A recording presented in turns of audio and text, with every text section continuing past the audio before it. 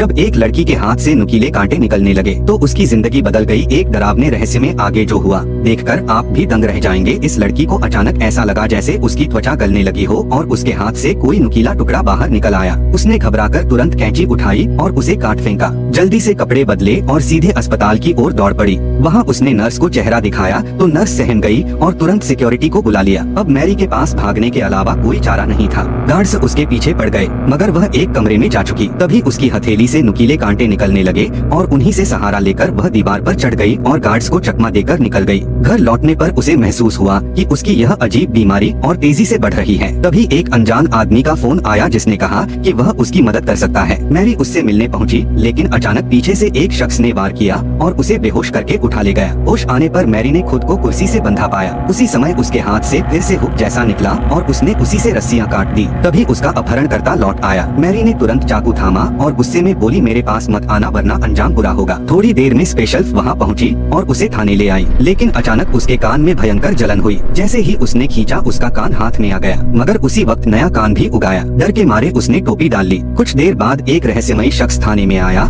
और बोला इसे बेहोशी का इंजेक्शन देकर लैब में पहुंचा। थोड़ी ही देर में दो लोग उसे वायरस चढ़ाने वाले थे लेकिन तभी मैरी अचानक उठ खड़ी हुई। दोनों को पटक दिया और उनमें से एक का हाथ पकड़कर सीक्रेट दरवाजा खोल लिया। वह बेसमेंट की तरफ भागी। तभी उसे एहसास हुआ कि सिक्योरिटी वहां पहुंच चुकी।